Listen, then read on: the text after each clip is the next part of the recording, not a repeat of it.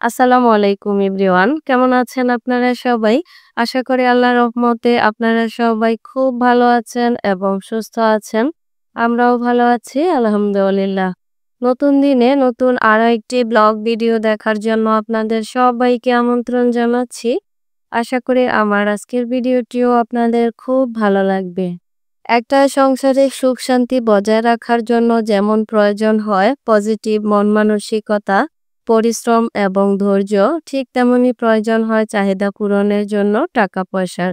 শুধুমাত্র পজিটিভ মন মানসিকতা, ধৈর্য এবং পারস্পরিক বোঝাপড়া দিয়ে সংসারে বেশি দিন সুখ শান্তি টিকিয়ে রাখা সম্ভব হয় না, যদি না ওই সংসারের প্রয়োজনীয় চাহিদাগুলো পূরণ না হয়। আর চাহিদা পূরণ করতে হলে অবশ্যই প্রয়োজন হয় টাকার। সেজন্যই যেকোনো মানুষকে সুস্থ এবং সুন্দরভাবে বেঁচে থাকার জন্য প্রয়োজন হয় টাকা এবং পয়সার।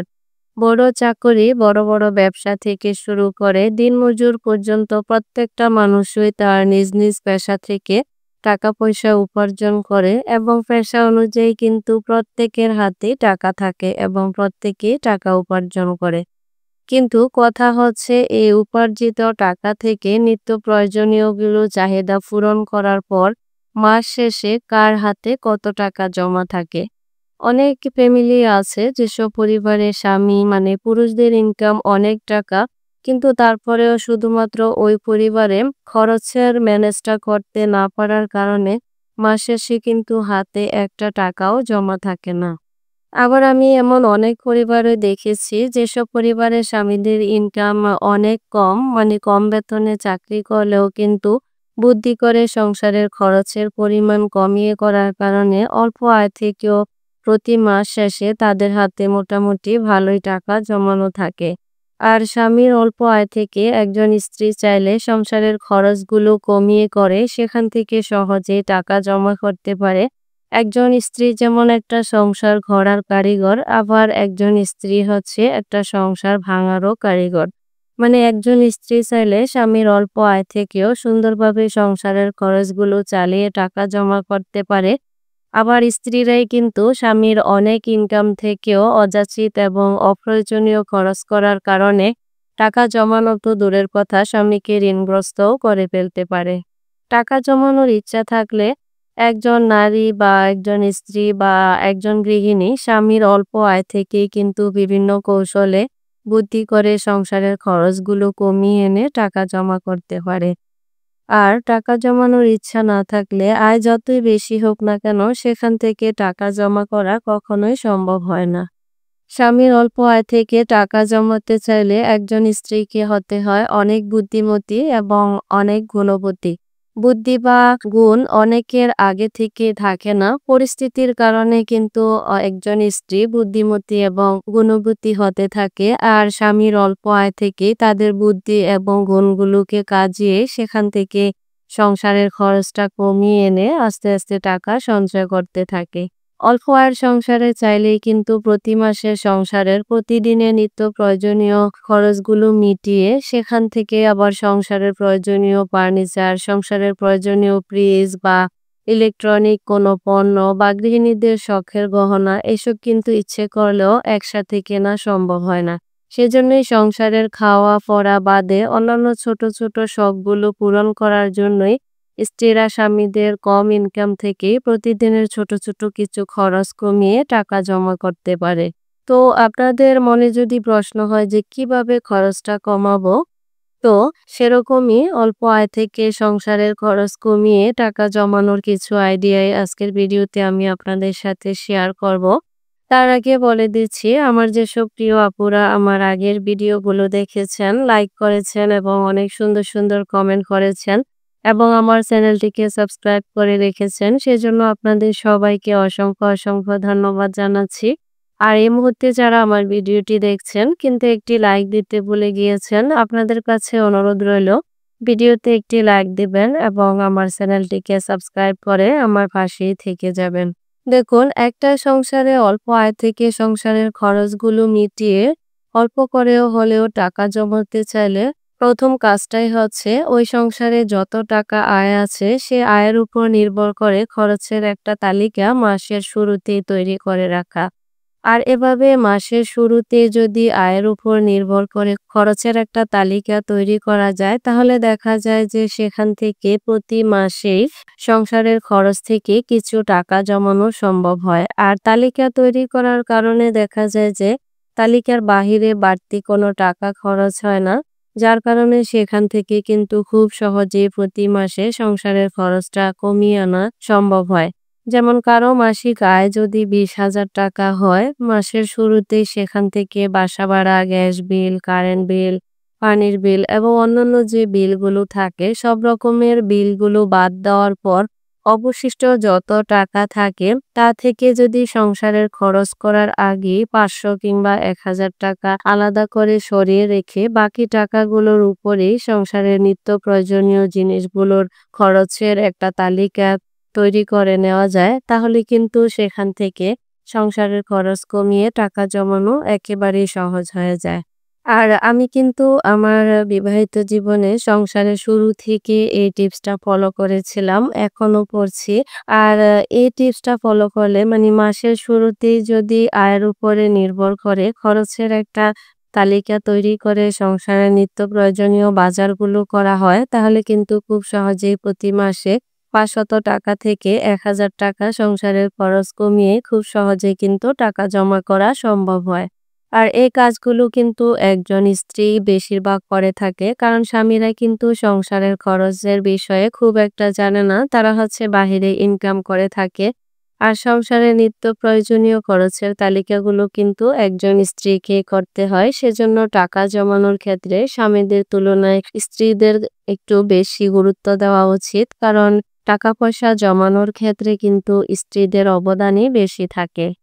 ২ নম্বর টিপসটা হচ্ছে গৃহিণীরা যদি একটু চালাক চতুর হয়, একটু বুদ্ধিমতী হয়, তাহলে সংসারে কিন্তু কিছু কাজ নিজে করেও অনেক টাকাই জমা করা সম্ভব হয়। যেমন টুকিটাকি কিছু সেলাই, পুরনো কিছু টুকরো কাপড় দিয়ে প্রয়োজনীয় বালিশ, কুশন এবং ছোট বাচ্চাদের পোশাক-আশাক নিজে যদি সেলাই করতে পারে, সেখান থেকেও কিছুটা খরচ কমিয়ে সংসারের ওই টাকাটা জমা করা যায়। এজন্য যে একেবারে সেলাই মেশিন না হলে চলবে না তেমনটাও না। সেলাই মেশিন ছাড়া অনেকেই আছে যারা হাতেও খুব সুন্দর করে এ ধরনের জিনিসগুলো সেলাই করে নিজের সংসারের খরচটা কমিয়ে নিজের প্রয়োজনগুলো তো মেটায়। আবার অনেকে আছে এই ধরনের ছোট কিছু পণ্য নিজের হাতে তৈরি করে ফেলে দেওয়া জিনিস থেকে বিভিন্ন সৃজনশীল জিনিস তৈরি করে নিজের সংসারের খরচ বাঁচিয়ে প্রয়োজনগুলো পূরণ করার পাশাপাশি বিক্রি করেও কিন্তু টাকা আয় করে থাকে। তো এভাবে একজন গৃহিণী যদি একটু বুদ্ধি করে ছোটখাটো এই কাজগুলো নিজের হাতে করে নেয়, তাহলে যে শুধু নিজের সংসারের খরচটা বাঁচলো তেমনটাও না। যদি সেগুলো ভালো কাজ হয় তাহলে কিন্তু বিক্রি করেও সেখান থেকে আয় করে টাকা জমা করা সম্ভব হয়। আর এই কাজগুলো কিন্তু একজন স্ত্রী করতে পারে। সেজন্য বলা হয় স্ত্রীরা ইচ্ছা করলে কিন্তু স্বামীর অল্প আয় থেকেও সংসারের খরচ কমিয়ে টাকা জমা করতে পারে। ৩ নম্বর টিপসটা হচ্ছে পুরুষরা যেহেতু বাহিরে কাজ করে তাই সব পুরুষদের কিন্তু দুপুরের খাবারটা বাহিরে মানে অফিসে খেতে হয়। সেখান থেকেও কিন্তু বেতনের অনেক টাকাই খরচ হয়ে যায়। সেজন্য কখনোই সেখান থেকে টাকাও জমা করা সম্ভব হয় না। আর একজন স্ত্রী চাইলে এই খরচটা কমিয়ে সে টাকাটা জমা করতে পারে। সেজন্য একজন স্ত্রী স্বামী অফিসে যাওয়ার আগেই প্রতিদিন যদি সকালে টিফিনটা রেডি করে স্বামীর হাতে দিয়ে দেয়, তাহলে দেখা গেছে স্বামী বাহিরে বা অফিসে যে টিফিনটা মানে দুপুরের খাবারটা কিনে যে টাকাটা খরচ করতো সেই টাকাটা বাঁচিয়ে নিতে পারে। আর সেই টাকাটা কিন্তু জমাও করে রাখতে পারে। আর বাহিরের খাবার যেহেতু স্বাস্থ্যসম্মত না আর দীর্ঘদিন একটানা বাহিরের খাবার খেলে স্বাস্থ্যের জন্য ক্ষতি হয়, তখন আরো ডাক্তার দেখানো, টেস্ট করানো এবং ঔষধ কিনতে অনেক টাকায় খরচ হয়ে যায়। তো সেজন্য একজন স্ত্রী চাইলে কিন্তু একটু বুদ্ধি খাটিয়ে এই কাজটা করার মাধ্যমেও স্বামীর অল্প আয় থেকে সংসারের খরচ বাঁচিয়ে খুব সহজে প্রতি মাসে ২-৪ হাজার টাকা জমা করতে পারে। ৪ নম্বর টিপসটা হচ্ছে বাচ্চাদের লেখাপড়ার পিছনেও কিন্তু অনেক পরিবার আছে অনেক টাকাই খরচ করে। অনেক স্ত্রী আছে যাদের স্বামীর আয় কম তারপরেও অন্যদের বাচ্চা দামি, দামি প্রাইভেট স্কুলে পড়াশোনা করছে। সেজন্য স্বামীকে প্রেশার দিয়ে স্বামীর সাথে অশান্তি করে অল্প আয়ের সংসারে ছোট্ট একটা বাচ্চাকে প্রাইভেট স্কুলে ভর্তি করিয়ে অনেক টাকা খরচ করে থাকে। ওই পরিবারের অল্প আয় থেকে এভাবে খরচ করার কারণে একটা সময় কিন্তু ওই ধরনের পরিবারগুলো ঋণগ্রস্ত হয়ে যায়। কারণ অল্প আয় থেকে চাইলেও বাচ্চাদের লেখাপড়ার জন্য এত টাকা খরচ করা সম্ভব হয় না। তাই অন্যদেরকে অনুকরণ না করে নিজের সন্তানের পিঠে প্রাইভেট স্কুলের ভারী, ভারী বইয়ের একটা ভারী ব্যাগের বোঝা এবং মাথায় এত, এত লেখাপড়ার চাপ না দিয়ে কম খরচে সরকারি প্রাথমিক বিদ্যালয়ে লেখাপড়া করালে সংসারের খরচটাও বেঁচে যায়, ঋণগ্রস্তও হতে হয় না। আর বাচ্চারাও কিন্তু সরকারি প্রাথমিক বিদ্যালয়ে কম চাপ নিয়ে হাসি এবং আনন্দের সাথে লেখাপড়া করতে পারে।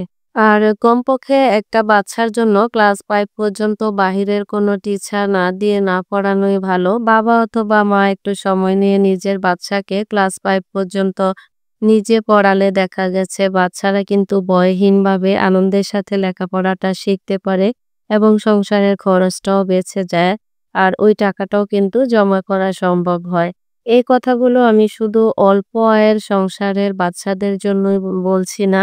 প্রত্যেকটা অল্প আয় হোক আর বেশি আয় হোক, প্রত্যেকটা বাচ্চার বাবা-মায়েরই উচিত সন্তানকে প্রাইভেট স্কুলে প্রতিযোগিতার জন্য দিয়ে ভারী, ভারী বইয়ের চাপ এবং মাথায় বেশি, বেশি পড়াশোনার চাপ না দিয়ে হাসি আনন্দের সাথে লেখাপড়া করার জন্য কিন্তু সরকারি প্রাথমিক বিদ্যালয়ে দেওয়া উচিত। যাতে করে বাচ্চারা স্কুলে আনন্দের সাথে লেখাপড়া করতে পারে। আর একটা বাচ্চার জন্য কিন্তু বাবা-মাই হচ্ছে শ্রেষ্ঠ শিক্ষক। একদম 0 থেকে একটা বাচ্চাকে কখনোই বাহিরের একজন টিচারের কাছে পড়তে দেওয়া উচিত না। আর অল্প বেতনের একটা সংসারে স্বামী এবং স্ত্রী মিলে বোঝাপড়া করে মাসের শুরুতেই খরচের তালিকা তৈরি করে পুরো মাসিক বাজার একসাথে করলে সেখান থেকে সহজেই প্রতি মাসে কিন্তু ২-৪ হাজার টাকা ইজিতে জমা করা সম্ভব হয়।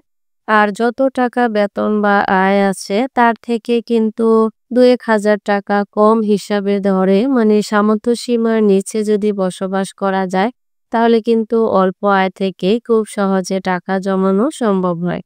তো এই যে আমি এতক্ষণ ধরে আপনাদের সাথে যে ৪-৫ টা টিপস শেয়ার করলাম অল্প আয় থেকে টাকা জমানোর জন্য, আমি কিন্তু এই সবগুলো টিপস আমার বিবাহিত জীবনের মানে আমার সংসার জীবনের পর থেকেই ব্যবহার করে আসছি। কারণ তখন আমার হাসব্যান্ড হচ্ছে খুবই কম বেতনে একটা কোম্পানিতে চাকরি করত।